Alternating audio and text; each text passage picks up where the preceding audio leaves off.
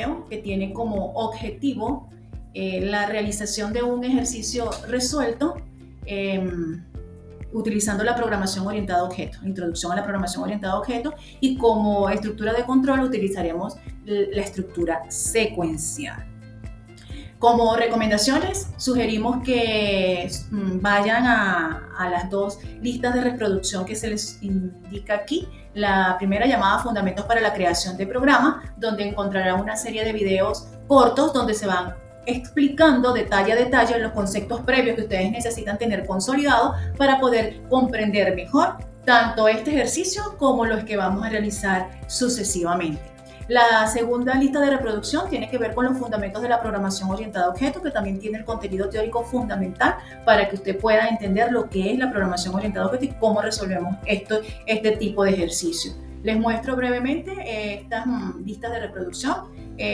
Hay pocos videos hasta este momento, pero se van a ir añadiendo adicionalmente nuevos videos a medida que usted necesite seguir conociendo conceptos previos para la resolución de los ejercicios. La otra lista de reproducción es la de fundamentos de la programación orientada a objetos. Se les recomienda hacer visitas allí y revisar esos contenidos. Bien, para solucionar este ejercicio, para resolver este ejercicio, vamos a utilizar la metodología de la programación orientada a objetos. Esta metodología consta de 3 fases. La fase 1, que es la fase de análisis, la fase 2 es la fase de diseño y la fase 3 es la fase de implementación. La fase de análisis está formada por 3 pasos. El paso 1, que es el de subrayado, el paso 2 es la lista de responsabilidades y el paso 3 es escribir la lógica de los métodos. La fase 2, que es la fase de diseño, corresponde al diseño de clases en UML. Eso es lo que vamos a estar realizando en esa fase. Y en la fase 3, que es la de implementación, vamos a hacer la creación de la solución utilizando JavaScript como lenguaje de programación y Visual Studio Code como el editor. Cada fase se va a realizar en un video. Así que en cada uno de ellos va a contener la fase correspondiente a esta metodología, utilizando el mismo ejercicio. De tal manera que para efectos del parcial, efectos del examen, entonces la unión de esas 3 fases sería la solución al parcial. Por eso se detalla en cada una de estas fases con un video. Bien, el ejercicio con el que vamos a trabajar en este video es el número 14 de la guía de introducción a la computación, que tiene como título un negocio. Todos los ejercicios están identificados. En este caso, el número 14 corresponde a un negocio. Vamos a leer el ejercicio. El enunciado dice: un negocio ofrece adquirir una laptop a crédito. Para esto se debe pagar un monto inicial equivalente al 25% del precio de venta y el monto pendiente se pagará en cuotas iguales mensuales. El plan de pagos permite un máximo de 4 cuotas mensuales. Calcule y muestre monto inicial, monto pendiente, número de cuotas mensuales y el monto de cada cuota. Muy bien. Según lo que vimos, acabamos de mencionar acá en la metodología orientada a objetos, que es la que vamos a utilizar para resolver, vamos a realizar la fase 1, la fase de análisis. En este video nos vamos a enfocar en la fase de análisis, fase 1. Muy bien, esa fase 1 comienza con el primer paso, que es el subrayado. ¿Qué significa eso? Que vamos a identificar en el enunciado la clase o las clases involucradas, los atributos y los métodos, y los vamos a subrayar en el enunciado. Nos vamos a identificar: esta es la clase, este es el atributo y estos son los métodos. Ya hemos leído el enunciado. Ahora, ¿cómo sabemos quién es clase, quién es atributo y quién es método? Para eso también hay un video previo en esa lista de reproducción de fundamentos de la programación orientada a objetos, que les ayuda con ejercicios prácticos a identificar lo que es clase, lo que es atributo y lo que es método. Por eso es importante que las revisen. Ahora, ¿cómo lo hacemos en este ejercicio? Vamos a ver, lo importante es que identifiquemos o respondamos algunas preguntas. Por ejemplo, ¿de quién se está hablando? ¿Qué información tenemos? ¿Qué información necesitamos? ¿Y qué información es lo que vamos a mostrar? ¿Cuáles son los requerimientos? Vimos que hay un negocio, pero que ese negocio ofrece adquirir laptops a crédito, ¿verdad? Entonces, estamos aquí manejando dos informaciones. Estamos manejando negocio y estamos manejando laptop, ¿verdad? Ahora, sigue diciendo, para esto, es decir, para poder adquirir la laptop a crédito, se debe pagar un monto inicial equivalente al 25% del precio de venta. ¿El precio de venta corresponde a quién? A la laptop. Entonces, es una información correspondiente a la laptop. Sigue diciendo, y el monto pendiente se pagará en cuotas iguales mensuales. Esta información también es de la LAPTO. El plan de pago permite un máximo de 4 cuotas mensuales. ¿De quién? De la LAPTO. Entonces, la información que tenemos está relacionada con LAPTO. Entonces, la LAPTO, en este caso, la vamos a identificar como la clase, porque es de la que mayor información tenemos. Además, fíjese que aquí dice, calcule y muestre el monto inicial. ¿El monto inicial de qué? El monto de lo inicial que va a pagar por la LAPTO, el monto pendiente que quedará por la LAPTO y el monto de cada cuota que debe pagar por la LAPTO. Entonces, toda la información está relacionada con la LAPTO. En este caso, estamos en presencia de la clase. Y la clase con la que vamos a trabajar la vamos a denominar LAPTO. Muy bien.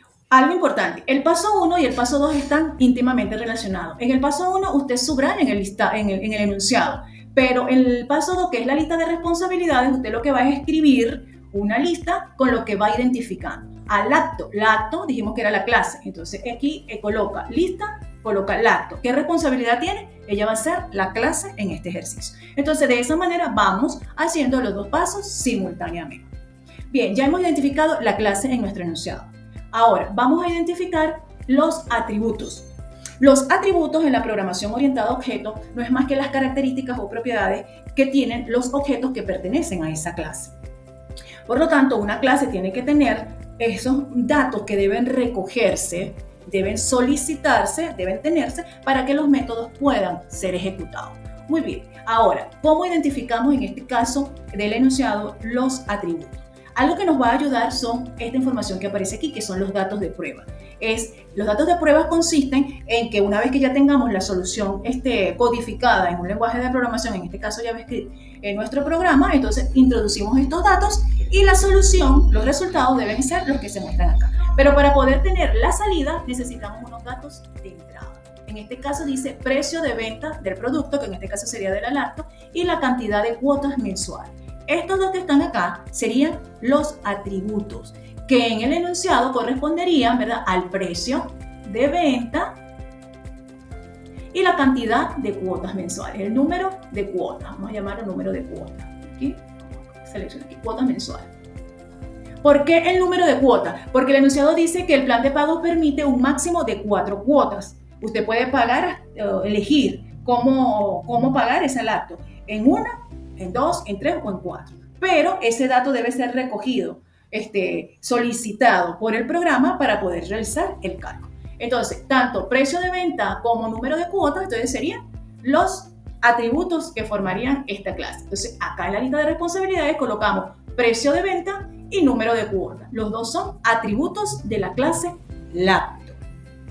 Pero fíjense una cosa, LAPTO la escribimos con la inicial en mayúscula. Todas las clases deben ser escritas con la inicial en mayúscula y en singular, no en plural.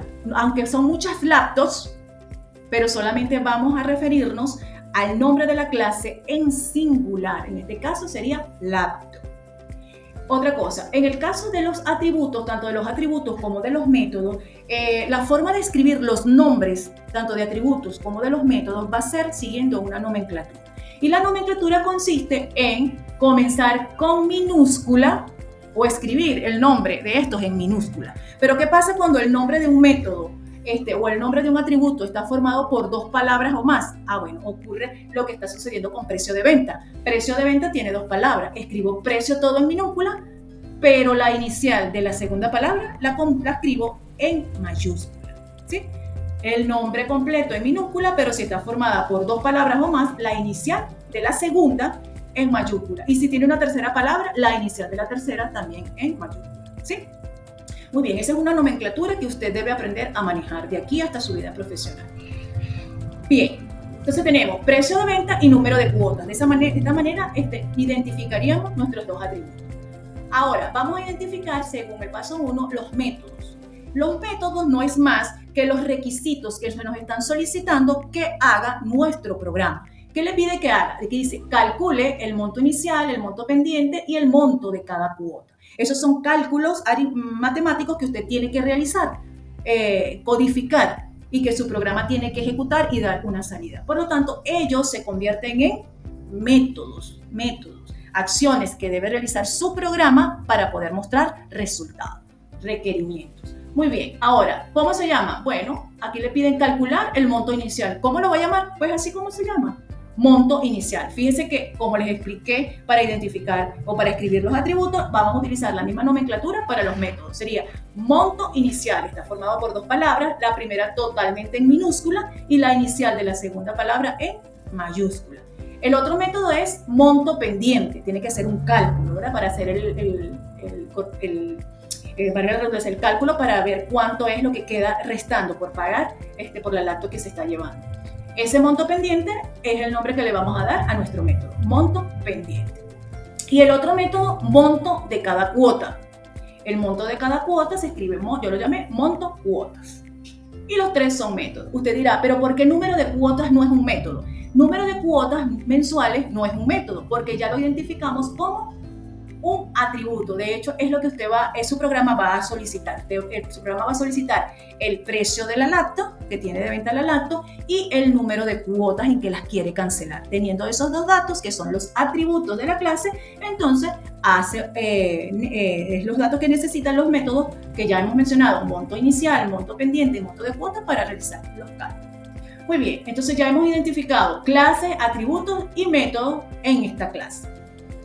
Usted debe entender como desarrollador, como programador en formación, que bajo la metodología de la programación orientada a objetos, cada vez que usted identifique una clase en su enunciado, en este caso nuestra clase es laptop, va a tener paralelamente una clase interfaz, aunque el enunciado nunca se lo va a decir. Es decir, tenemos la clase laptop y paralelamente vamos a manejar una clase llamada interfaz laptop. ¿Por qué? Porque su programa necesita interactuar con el usuario final de su programa. Ese usuario final debe introducir los datos que necesita su programa para poder funcionar, que en este caso sería el precio y el número de cuota. ¿Cómo hace usted para lograr esa interacción? A través de unos métodos donde le solicita a través de un mensaje, le dice introduzca el precio de venta, introduzca el número de cuotas en las que quiere cancelar. Entonces, esa interacción no es más que unos métodos que usted debe tener, pero que esos métodos no los va a colocar en la clase laptop, sino que los va a colocar en la clase interfaz de laptop. ¿Por qué? Porque esa interfaz es la que se va a encargar única y exclusivamente de la interacción con el usuario. Mientras que la clase laptop es la clase modelo, donde solamente va a tener los atributos y los métodos propios de la clase, los métodos de cálculo. Muy bien, ahora, como eso es cierto, entonces necesitamos identificarlo en la lista de responsabilidades y de interfaz y el nombre de la clase, laptop. Interfaz laptop es la otra clase. Por cada clase que identifique del enunciado, usted va a tener una interfaz, en este caso, interfaz laptop. Las interfaces no tienen atributos. Repito, las interfaces no tienen atributos. Ellas están formadas por métodos. ¿Y qué métodos van a tener? Ella va a tener los métodos leer, que es lo que va a permitir la interacción con el usuario final de su programa, y el reporte. Quiere decir que si mi clase laptop tiene dos atributos, entonces la interfaz va a tener dos métodos leer, uno por cada atributo. Si tengo precio de venta, entonces tiene que haber un método llamado leer precio venta. Tengo un atributo llamado número de cuotas, entonces tengo un método en la interfaz del laptop llamado leer número de cuotas. Un leer por cada atributo que tiene la clase, que hemos identificado en el enunciado. Y como aquí dice calcule y muestre, tiene que dar un reporte. Entonces, la clase que se va a encargar de dar el reporte al usuario final por pantalla es entonces la interfaz. Sería reporte negocio. Yo coloqué aquí reporte negocio, pero debería de ser el reporte laptop, porque estamos trabajando con la clase laptop, ¿ok? O simplemente la llama reporte. Eso es el otro método. Muy bien, entonces fíjense, ya hemos identificado en el paso 1, hemos subrayado en el enunciado clases, atributos y los métodos. Ahora, en la lista de responsabilidades hemos colocado lo que hemos ya identificado en nuestro enunciado, que acá no subrayamos. Por ejemplo, monto inicial es un método, monto pendiente es método y monto de la cuota es método. Esto necesita que usted subrayarlo, ¿verdad? Identificarlo para efectos del parcial. En este paso 1 debe subrayar y paralelamente lo escribe en el paso 2. Bien, si vemos acá en la metodología que estamos utilizando, el paso 3 de la fase de análisis es la lógica de los métodos. ¿Qué significa eso de la lógica de los métodos? La lógica de los métodos no es más que escribir la fórmula, cómo vamos a obtener los resultados que nos están solicitando.